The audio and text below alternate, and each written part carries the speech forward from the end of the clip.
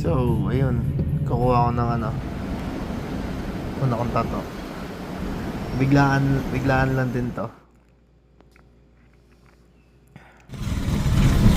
On the way na ako pupunta ng ano. William Moore. Pasay. Yan si Kuya John Will. Yung ano. Tattoo artist. Dito yung ano tattoo ko na henna. Nabura yan eh. Parang nag-allergic reaction. Kaya para matakpan na rin. Pinatatoan ko. First tattoo upload ko. Ito, sinishave May yata. Facebook page ba kayo? Meron. Kailangan i-shave yung mga buhok-buhok. Pero hindi ako nag-TikTok. Tapos ito, ano, freehand lang yung design kasi para mas maganda yung sukat nung ano, compared dun sa printed lang. Mas tansyado ng artist. Ang tagal din yan, yung drawing na yan. Tapos ito, yung ano na, lining ba tawag yan?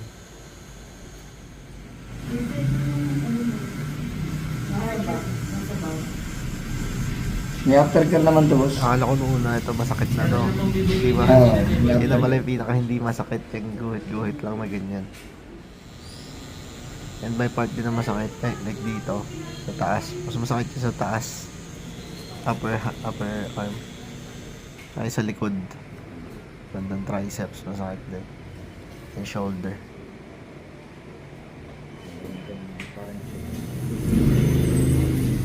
Yan, sinisimulan na kulayan.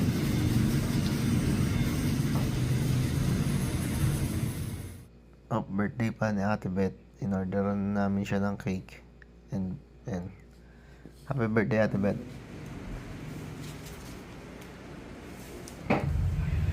Yan, tapos na kalahati.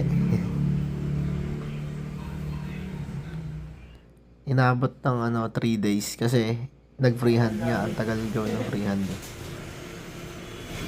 Pwede naman siya gawin in 2 days. Kaso ayoko rin madaliin.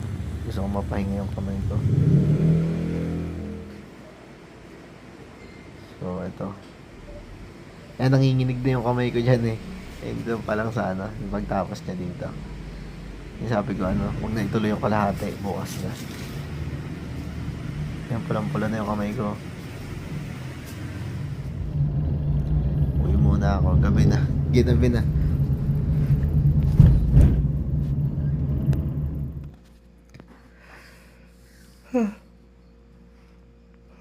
Ay, kalahati na siya. Tapos ito yung panlinis ko. Ayan. Pag maliligo, lang. Yun lang, yung saban lang, tas tubig. Sige lang Wag daw parati i-wrap kasi yun nga magtutubig siya. Tama nga. Pagbabiyahe ka lang siguro. Ayan.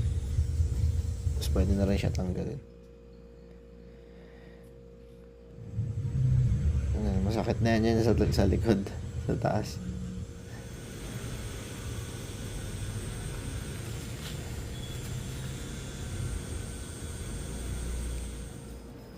Natapos din. Akala ko tapos na. Ito medium level lang yung sakit pala nito. For me, pinakamasakit talaga yung last part, yung shadow niyan. Parang kinakayod kasi talaga para magmukhang shadow siya. Ang pulong-pulo yung balikat ko, sakit na no. Tapos na. Pag wala kasi shadow, mukhang plain lang siya, mukhang dinikit lang na sticker. So, I think mas gumanda na nilagyan na ng shadow. Hindi.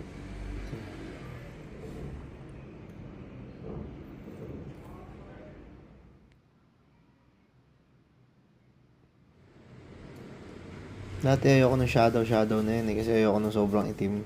Pero, nung pinagawa ko na lang Tapos yun, maganda naman pala.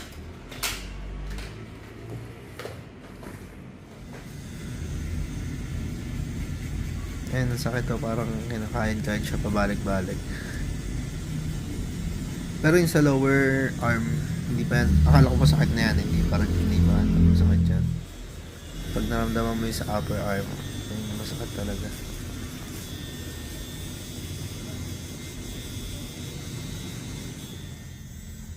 Papakagat na lang ako. Kinakagat ko yung dental floss. Minsan kamay ko, finger ko, kinakagat ko pag sobrang sakit na talaga.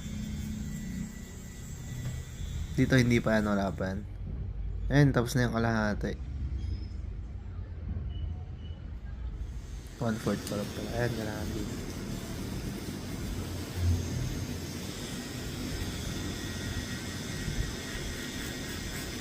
Ayun, oo. Sakit na. Ulit-ulit, pabalik-balik. Imbis na yung 100 lang.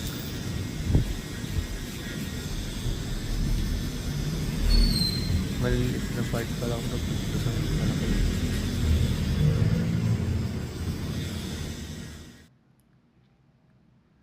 Tapos na, hindi ko na ulit pinatapos. Kalahati lang ulit. Kasi sobrang sakit na talaga. Yan, almost done. Half na. Yan yung half meron, yung half wala. Oh. Mas maganda yung may ano, may shadow siya. So, medyo happy na ako kasi patapos na. Sino des? Pero ang tagal niyan, sobrang sakit. Inabot kami ng ano, more than 15 hours yata. Kasi 3 days din eh. Kung wala yung freehand siguro mas mabilis. Hanap din yan.